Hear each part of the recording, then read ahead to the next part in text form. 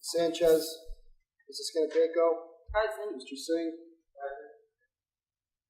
Mrs. Ottarelli, Mr. Garrett. Present. Please rise for the Pledge of Allegiance. I pledge allegiance to the flag of the United States of America and to the republic for which stands one nation, under God, indivisible, with liberty and justice for all.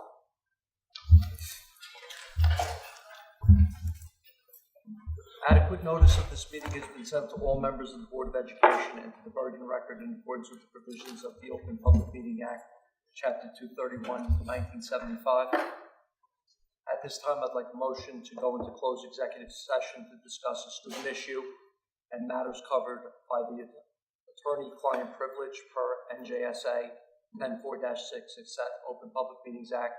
The subject matter discussed may be disclosed to the public if and when the need for confidentiality no longer exists. The meeting will continue when the board reconvenes in open session. We're going to be it could be anywhere between 20 minutes to about 45, 50 minutes. So we're going to need a motion. All in favor? Aye. Opposed? Opposed. So we're going to go into closed session now for about 20 minutes to, it could be up towards to 50 minutes. And we'll be back. Okay. There's Thank you two for your opposed patience. on the record, just letting you know. Two opposed on the record. I did too. Okay.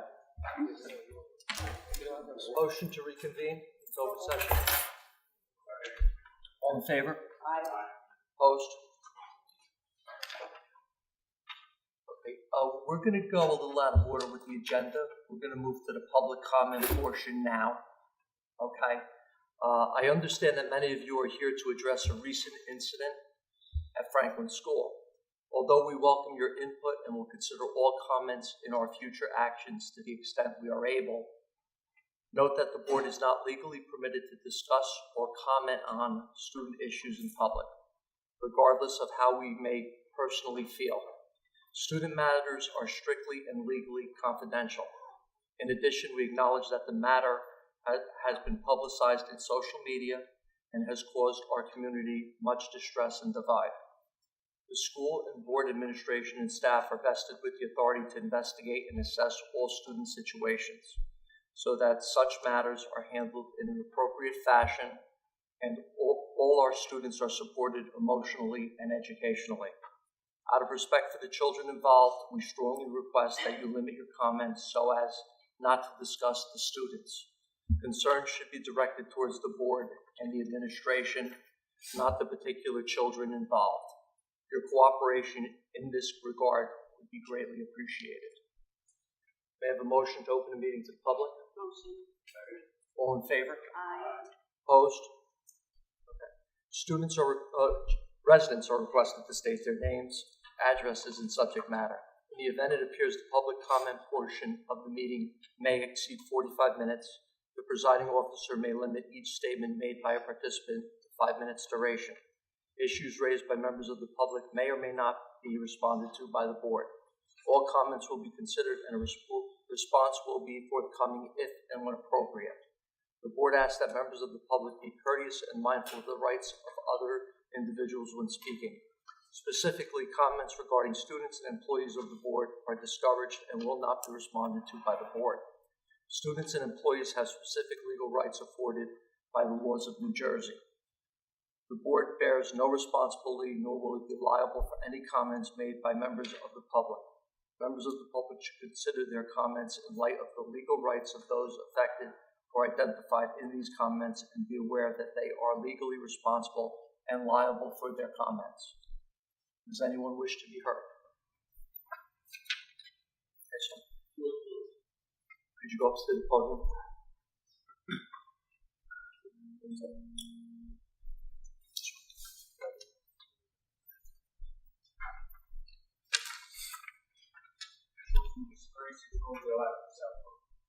I'd like to know why wasn't the board notified when the incident happened in school? Why weren't they notified about the situation? And why haven't I gotten a reply back when I requested a meeting with the board?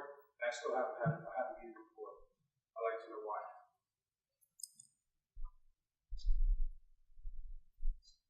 I'm not able to comment. I believe somebody's going to reach out to you regarding a time that we could meet. Okay, so why wasn't the board aware of what the situation happened? I can't comment. Come at the end. Okay. You know what? We'll address all questions at the end. Mr. Lewis. Why is that? I don't have the right to ask questions. I have a right just like everybody else here. Mr. Lewis, you do have a right to ask questions, and the board, to the extent appropriate, will answer them at the end of the close of public participation to face in the board fashion. And after the meeting, I'm more than happy to speak to you about your request. Thank you.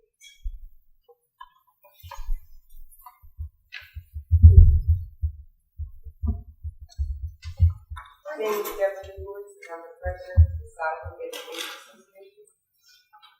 Good evening, Mr. Board President, members of the board, Dr. Cox, and everybody gathered here. I am here tonight to express my concerns over the recent event that wound up being discussed on Facebook.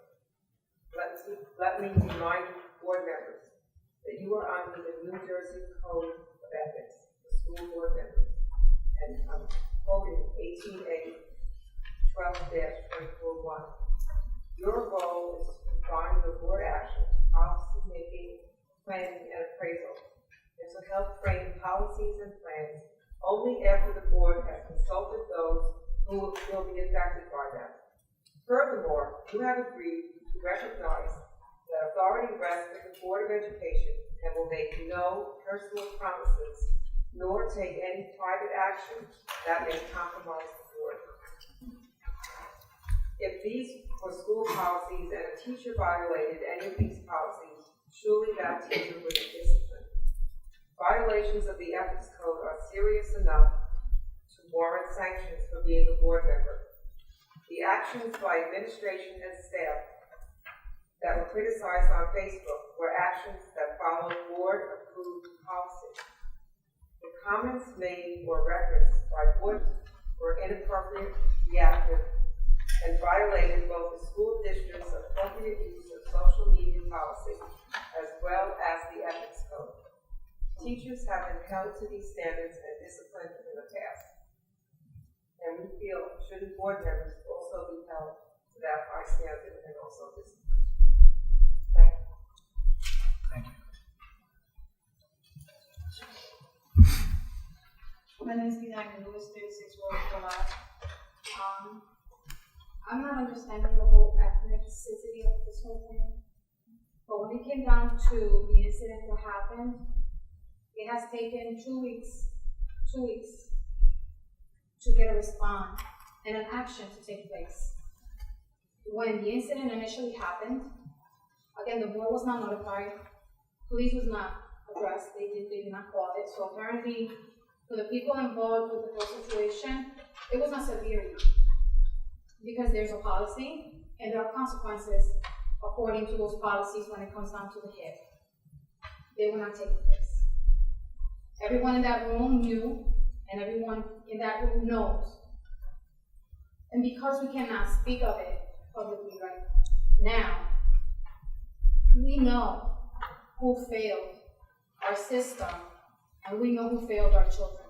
And the safety of our children, together with the staff of the school, was jeopardized due to the low mishandling of this whole situation.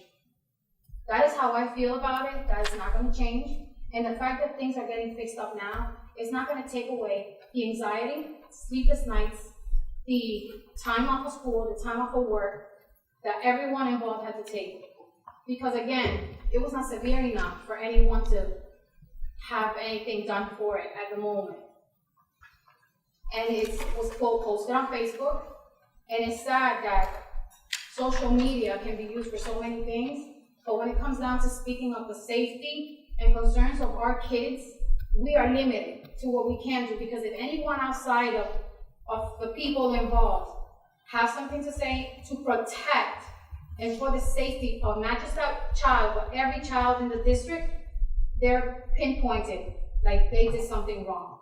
I find that to be really, really completely unexplainable. In my mind, it doesn't make sense. And when things don't make sense to me, it becomes a problem to me. And this is why a lot of us are here today.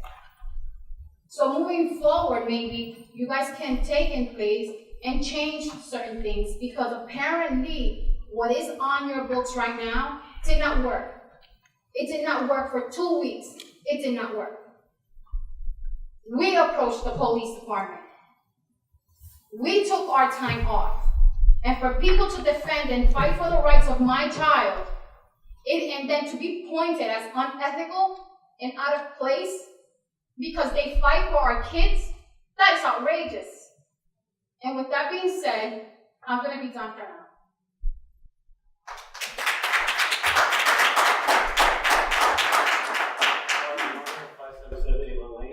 I just want to comment on the comment regarding Facebook. I can't believe there's more concern regarding the comment on Facebook than the fact that our children and our staff safety was jeopardized and nothing was done about it. Nothing. And you're all here worried about comment on Facebook? I don't care if it's a paintball gun, it's a BB gun, a gun is a gun. It's a threat. In the report it says a terroristic threat, and nothing was done about it. And I think that's ridiculous. That being said, good luck.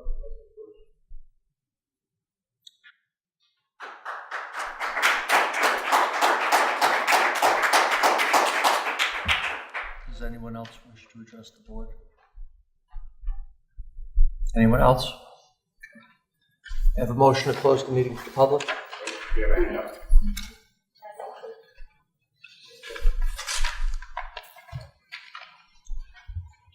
My name is Sarah Malnicki. I'm 102 Claremont. Nothing to do with the incident. This is a separate incident. My child's in kindergarten at Franklin School, and he has an IEP, so therefore he gets bused.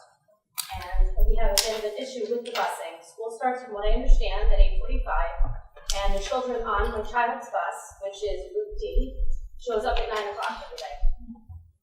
So I understand it's only kindergarten and it's only 15 minutes late, but it's 15 minutes late. They're missing the whole time when the kids are getting ready to go to their special or start class, and it is 7 in the morning. The other issue is that my child's the first kid picked up on the bus, and he's picked up at 7:52. So he's on the bus an hour, a little over an hour. On this bus, I live on Claremont, which is by the diner, and it goes all the way to Taggart Way, which I'm pretty sure is close to the Smith School. I'm not totally familiar. I know the street in Grand Terrace. It picks up for Franklin, Washington, and Smith School. So you have all these kids getting on the bus, and I don't see why there can't be 2 buses going on. The very first day of school, my son was on the bus coming home. They left school before 3 o'clock. That has since been resolved. They were leaving before dismissal. He did get his drop-off to 4:15. It was 90 degrees or so the first day of school, and my son ended up in Hackensack ER with heat exhaustion. He received 100 cc's of IV fluids. We got home about midnight, and he missed the second day of school. So he's okay, and thank you to Mr. Rowe. He immediately resolved that. What he did was, anytime it's going to be hot, there's going to be water on the buses and things like that, and as the buses are replaced, they will have AC on the buses. So, and like I said, my son's okay, so I'm okay with that. But now my big hang up is that it's a 9 o'clock drop-off every day. I don't understand why we can't have 2 pickups for Franklin and Smith, drop them off at 8:35, then teachers are there to supervise the kids. Then start the pickup for the preschool, because preschool doesn't start till 9:15. Because I know after the 3rd or 4th pickup in the morning is a preschool. She's probably getting picked up about 8 o'clock, and she doesn't have to be at school until 9:15. So you could have a 3-year-old on the bus for an hour. I know Southbrook's a little long, but I would all the background about things that my question is if we could possibly get a second bus for the preschooler to start at 8:35. Thank you. Does anyone else wish to address the board? This is the only public comment portion. Keep that in mind. Motion to close the meeting to the public? Motion. Second. All in favor? Aye. Opposed?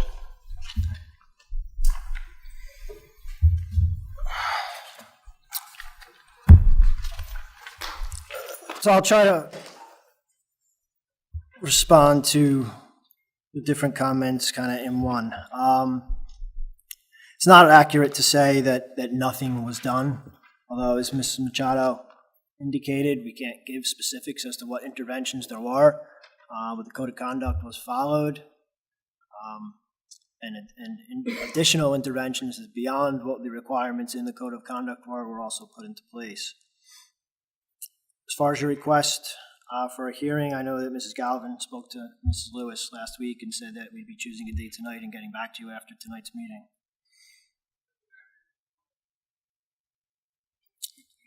I heard. You asked about a hearing and a meeting. I know that Mrs. Galvin spoke to Mrs. Lewis last week and shared that there was a board meeting tonight and we'd be choosing a date in closed session. And at that point, getting back to you with what that date is. So that will happen. In terms of notifying the board, I think it's important for people to understand that, and nothing I'm saying is minimizing this incident because it's serious. But things like this happen on a daily basis in our schools. Not just Saddlebrook schools, every school district. We have students who don't come to school, refuse to come to school, and staff members who need to meet them outside to get them in the building or actually go to their homes and help their parents get them to school. We have students who are aggressive towards others, children and adults. They have to be restrained. We train our staff on how to do that restraint in an appropriate way. We have students who have substance abuse issues show up in our buildings every day. We have students who are abused or neglected at home, and those behaviors manifest themselves in the schools. I mean, I can go on. These things happen on a daily basis. They're all serious, and they're all taken seriously. And they're all addressed by our staff with best practices, through policy, with help from outside organizations. They happen every day. And you don't know about them all because they're handled. And that's why our district and every school district has child study teams and therapists and behaviorists and paraprofessional support staff and principals and teachers and everybody else who's in the building. They're there because these happen. So, this issue is not ignored, just like all the other ones that I listed aren't. And those things, again, everything I just listed, we've had those incidents within the last 2 weeks in our schools because they happen every day. It's not schools are out of control. It's not unique to Saddlebrook. It's what happens in our buildings. But again, the point is you don't know about them because they're handled. So I make a judgment call. If it was a wrong call in this case, and I haven't, okay, I can accept responsibility for that. But sometimes the board gets a full summary. Sometimes they get a brief overview. Sometimes not at all, because the issues are handled. Sometimes it comes the same day. Sometimes it comes the next day. Sometimes it comes at the end of the week. And I have to determine when that is. But if the board were to get, and again, not the Saddlebrook Board of Education, a Board of Education in any school district, a full summary on the same day of every incident that occurred that could be considered serious or that could have been a crisis but was averted because the staff took care of it, that could be a full-time job in itself. So, it's not public comment right now. Public comment is closed. But Everyone had an opportunity to speak. Thank you.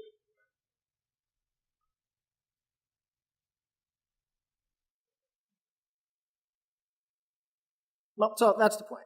That understand these things happen, that they're handled, and that information is shared with the board that is going to help them to do their job and what their job should be. But this is not one isolated incident. Things like this never occur. They occur every day. And I guess you should consider yourself fortunate to have staff members who handle them so well on a daily basis so that they don't become crises.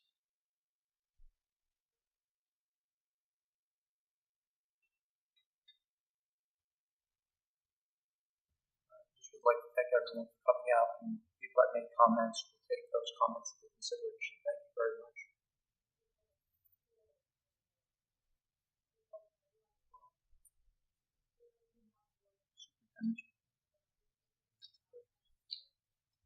Motion to take a 5-minute recess.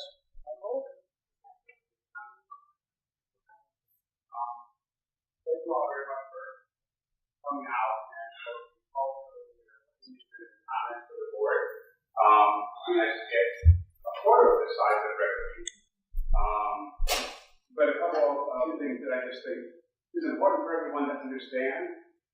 Neither board members nor the board are responsible for student discipline, other than through special meetings, appeals. The discipline is already handled. It's not the board's job to deal with student discipline. On another note, Dr. Katz is very communicative with the board. We get weekly updates of all the critical things that happen in the district. As he said, to try and update us on every student issue on every day, he wouldn't be allowed to do his job. We don't need doing that. So I want to make sure people understand that we do get weekly updates. We are kept very informed of everything that happens in this district. And also, although people are upset, there's a lot of issues, questions, etc., please don't lose sight of the big picture and what this school district and our community has achieved in the past 2 years with Dr. Katz's leadership. Between a new kindergarten, full-day kindergarten, which we've been trying to get for 15 years at least, passing referendum so that we could actually take care of our physical space. With that, instead of losing all the money to student achievement projects. We have wireless internet in all the schools now. Additional Chrome cards, updated website. We've developed writing workshop and organizing training for all the elementary school teachers. We revised the middle school, high school schedule to include more instruction time and fewer students per class. I can go on for so long, I've got my pages with this. Our district has come a long way in 2 years. And I know some people are upset about one incident. And we hear you, and we thank you for your comments. But please remember the important part of the big picture and making sure we all continue to drive this forward with student. Because when it comes down to it, taking care of all the students and giving them the best education we can is really the main focus. What about the safety? We have worked on safety issues as well. That's not comments. Okay. Comments are closed. May I have a motion to take a 5-minute recess, please? So moved. All in favor? Opposed? Thank you. Any opposed? Superintendent's report, please. First item, I have some updates, but first I'm going to introduce Rob Lehman, who is our math and science supervisor, who will present the science NJ Ask scores for grades 4 and 8 from last year, as well as our biology scores. So welcome, Rob, who's been on board for about a month. So. Hi, everybody. So Rob Lehman, supervisor of math and science here, and we received our data from the NJ Ask grade 4 and 8 science test from last spring, and also the NJ BCT biology competency for the high school, any high school students taking biology. And I'm just going to share that information with them, and I try to be as quick as possible. So in the presentation, I just have some, I'll start off with overall highlights, then I'll show you the data of our schools compared with our own schools in the lower grades, and then our DFG, our district factor groups in the state, as well as the state averages for the tests, and you can take a look at and see how we stack up with similar schools and then schools statewide. And I'll finish with a couple of things that we're doing to improve instruction here at our schools, which you know a little bit about already, but I'll continue that. We're staying the course, and you'll hear a little bit more about that. So overall, there were 3 grades or 3 tests. So the 3 tests went like so. Grade 4 students, on average, outperformed our TFG groups and state averages by a little bit. But the scores were pretty high, and you'll see that on the next slide. Grade 8 was the opposite, underperformed overperformed by a little bit, but was very close, probably just a little bit outside of what the grade 4 was above. And then biology, or the high school, was back on top again by probably the biggest margin. So in our high school biology, students outperformed both DFG and state groups statewide. Overall, though, the good news is that our students are basically on average with our groups and our state, everybody in the state. So every student in the state, proficiency-wise, Saddlebrook is right there along with all the others. So that's good to see. We'll start with NJ Ask grades 4 and 8. The test clusters are pretty big topics, and they cover life science, physical science, earth science, basic knowledge, and then the application of knowledge for students. This is the information tested in both grade 4 and grade 8. You'll see by the numbers, though, it gets way more difficult for students in grade 8, as is shown by scores statewide across the board. So here's the data for grade 4. It looks like a lot, but it's not too much. Our 3 schools are listed here: Franklin, Long, and Smith, along with the DFG scores, and those would be the schools that the Department of Education puts in our category that are likewise demographically. At the top, you'll see our total students in the district, and at the very, very top, you'll see right up here is the big number that I want you to concentrate on. So our students in grade 4, we had a total of 94.4% of them proficient between regular proficiency and advanced proficiency, which is above both DFG and state averages. As you look between the 3 schools, the only thing that may jump off at you is the fact that one of our schools down here, Smith, has a low advanced proficient, but also a low partially proficient. You can see that their proficient scores are pretty high, though, percentage-wise. So overall, it means that we're doing a good job in our schools. Most of our students in grade 4 are right on the state average, and that shows across the board in all 3 schools. You'll see this is just another way to look at the data, but it's just like pictures, so here's a picture of it. You'll see across the board, we're right on line with the state and DFG averages. The 3 schools are on the left, and then the group schools and the state averages are on the right. And you'll see it's pretty much even across the board at all levels. So grade 4, we're right on average, state and similar groups. Grade 8, you don't see all that data there because there's only one school that has grade 8 students here, middle school, high school. And you'll see, this is something that a lot of people notice right away, is the proficiency drops drastically, but it also drops drastically for the entire state and DFG. So basically what that means is that the test is way harder in 8th grade for students across the board. It's the same exact topics, but you need to know more, obviously. There's many more years of knowledge there for students. And realistically, the schools across the state have not caught up with the test in the way that's written. But the good news is that we're right on average there, so we're in the same boat as everybody else. Again, a picture of this, you'll see that state average, DFG average, and our school is all about at the same level there, not too far off, up or down, a couple percentage points, which really isn't a lot. And for us in grade 8, we, 130 total students, a couple students here or there can really throw the percentages off, so you have to keep that in mind as well. As far as biology is concerned, it gets a little bit more difficult once you get to biology. The test clusters involve organization and development, matter and energy transfer, interdependence, heredity and reproduction, evolution and diversity, and a performance assessment task for students to complete. And you'll see that our students performed percentage-wise a little bit lower than the grade 8, which makes sense as far as the way that things progress, and that it's even more difficult.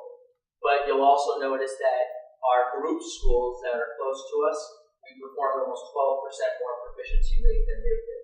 And it's the same with the state. So we are actually in way better shape when it comes to biology than other similar districts and across the statewide students. Again, a picture that shows that On average, when you look at it like this, out of a score of 300, down here this is the scale mean score, we're just about level with state averages and PFG groups, which is good news for us. So we're right there with the rest of the state and our students in terms of science, education, grades 4, 8, and biology. Results analysis, so building principals receive the scores of their students broken down by each student and how they scored in each cluster. And principals and supervisors are able to take a look at the data and figure out where we have strength in our curriculum, where we are lacking in our curriculum, and where we need to improve, which is the purpose of the test for us right now. And that's what they're currently being used for. And also to see patterns in student scores. If we see a particular pattern in a particular school, we have multiple schools at the same grade, or patterns with certain teachers. Those are all things that can be looked at once you take a look at the numbers a little bit more closely. Now, here's the most important part, and this is going to be split over 2 slides, and that's what we're doing, because all the data in the world doesn't mean anything unless we do something with it. So, first of all, we have increased professional development, which leads into our other pieces, curriculum development and professional development for our teachers. But the basic 3 things that we're working on this year, and we got some of it today with our half-day professional development, is alignment of resources and curriculum between schools. Throughout the year, we're going to be meeting, and this specifically means grade level teachers. So all 6th grade teachers, all 8th grade teachers and all 4th grade teachers throughout the district are going to get a chance to meet and talk about the things that they do in their classes, and what we can do to improve the instruction in the areas where we consider ourselves weak. Vertical articulation between grade levels, knowing what happens between 4th grade and 8th grade from grade to grade, and that there's a progression of students are going to learn this in 5th grade, and then they're going to build in 6th grade, build some more in 7th, and in 8th grade they have that basic knowledge, or that base knowledge here for them. And then curriculum writing and unit planning. In the fall, we will be completing our curriculum for 7 to 12 or 6 to 12 science, and next fall we're slated to do K to 6, and these are the things that we're going to be addressing. Professional development-wise, teachers are getting involved with the next generation science standards, which roll into effect next year and the year after for high school and elementary schools, where the focus is on inquiry-based, hands-on learning versus just learning things out of the textbook. So, in other words, we're doing science instead of learning about science, and providing instructional support for them. And that's our report. Thank you.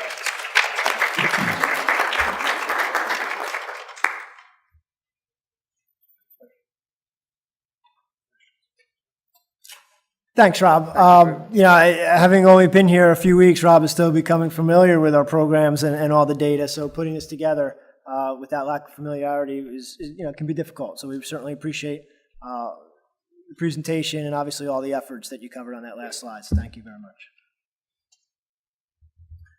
A few other updates. So one of the district goals this year is the increased use of Google Apps in the classroom. Our teacher and student trainings are underway. Last week, a letter was sent home to parents to introduce and explain what the student accounts would look like, just to give a general overview of that. Students in grades 3 through 12 will all have Google Apps for Education accounts, although the access to Gmail will be different depending on the grade levels. Students in grades 7 through 12 are going to have full access to Gmail. Students in grade 5 to 6 will have internal access only, which means they can receive from students and teachers within the district, so only those that have the same domain. And then students in grades 3 and 4 will have accounts, but not access to actual email. But the accounts will allow them to use all of the apps in the classroom.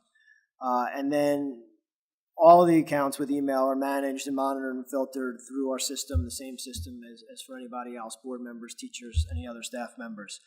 Sonia Otero, our instructional technology specialist, has already started the trainings in the high school with teachers, orientations with students, and is moving down to the elementary schools next. And obviously our Google certified teachers, there are 2 in each building, and they were trained last year, will be part of this initiative as well. And then November 3rd, we have a full day of staff development, and that day will focus exclusively on Google Apps, and we'll create it's not completely designed yet, but we will have kind of a choices for our staff members for those days.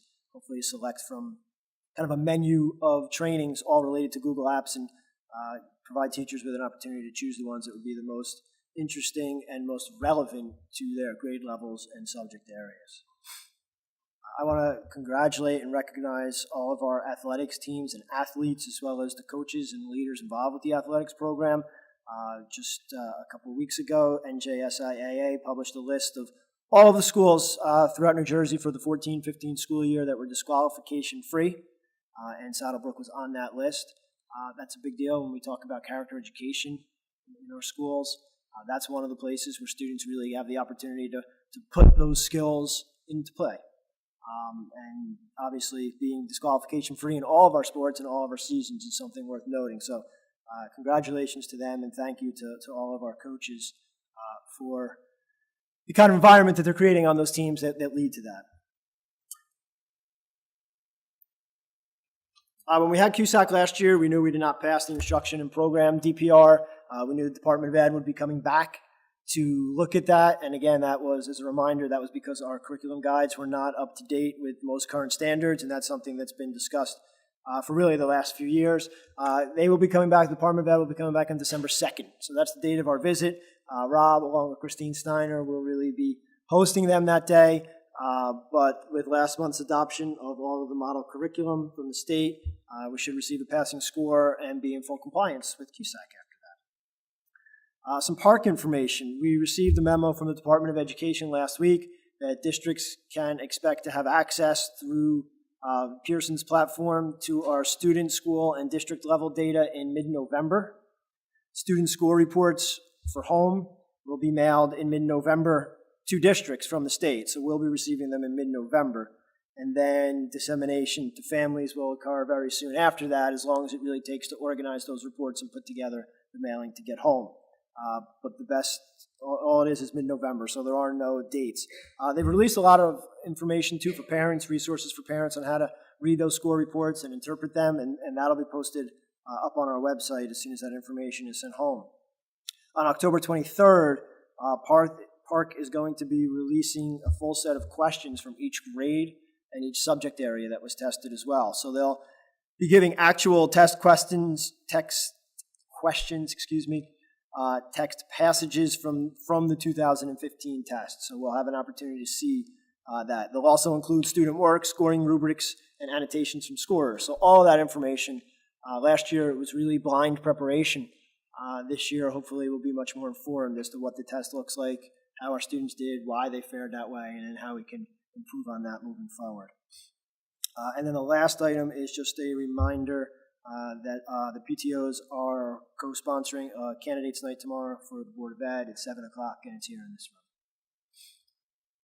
room. And the township will be recording that event, and it'll be broadcast on the local TV station.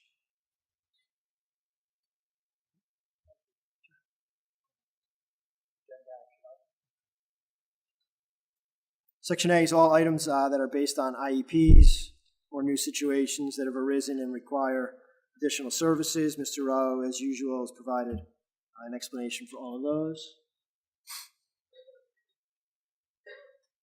Section B, curriculum. All of these texts have been replaced and are no longer in use. Either updated materials or other supplemental materials. You can see by the age of those texts that they were well overdue. Any questions on those? Section C.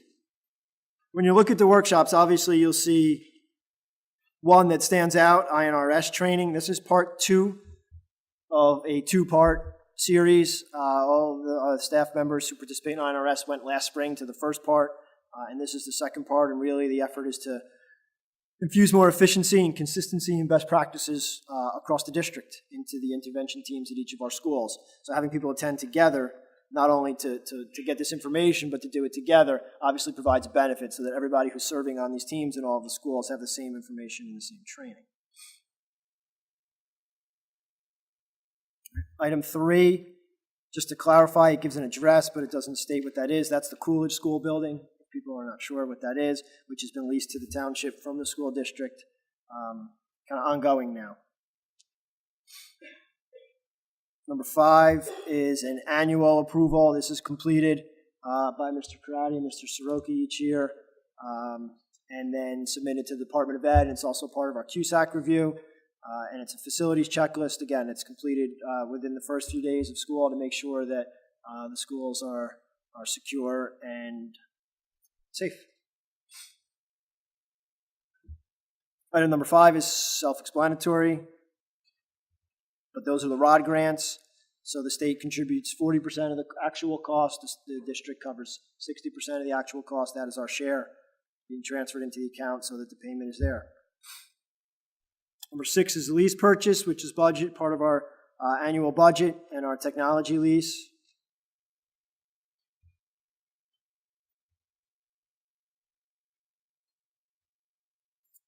Number 7 is our annual E-rate approval, which is part of federal reimbursement for certain technology items. Number 8 is self-explanatory. I believe number 9 and 10 are as well, unless there's any questions.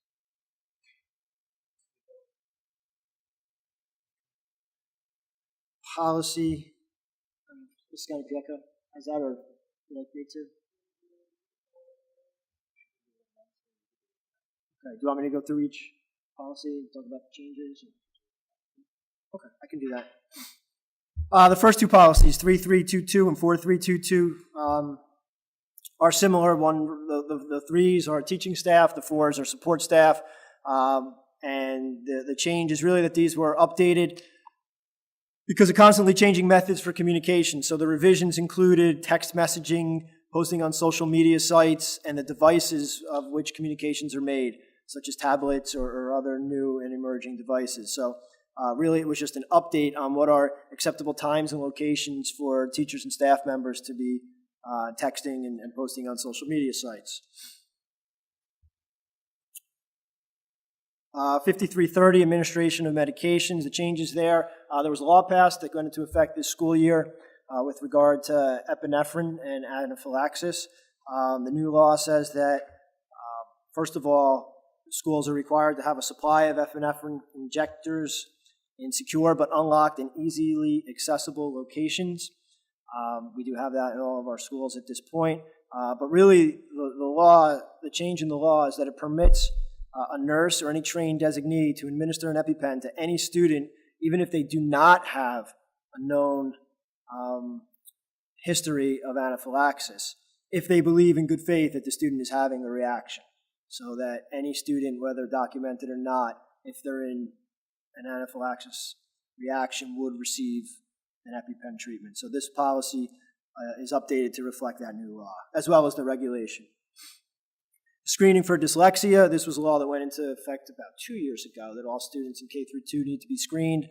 The only update here was a revision to the policy. The New Jersey Department of Education issued a definition that schools should be using for dyslexia, and so it now includes, the policy now includes that definition given by the Department of Education.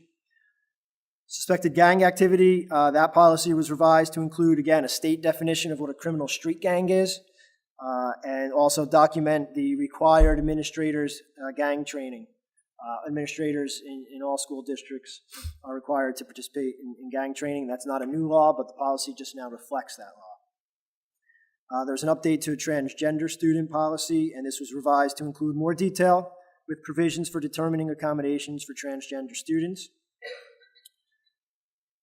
The wellness policy, Mr. Crowdy, can you comment on that one, if you don't mind? The wellness policy sets up nutrition education guidelines, activity in school, and sets up music in school. Also guidelines for statutes itself. 12 a.m. to 30 minutes past the school, they have to sell snacks as a least.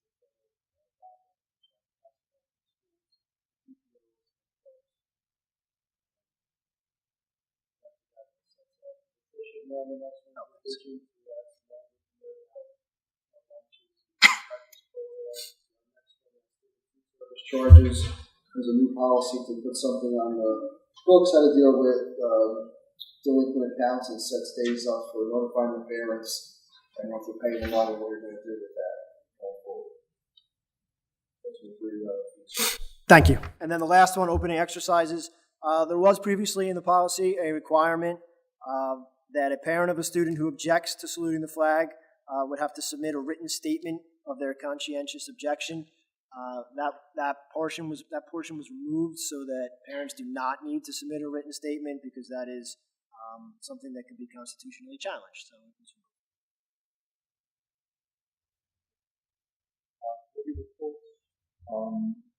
Curriculum, do we have a date for that meeting? November 2nd. Time? 4:30. Policy meeting, we're gonna have.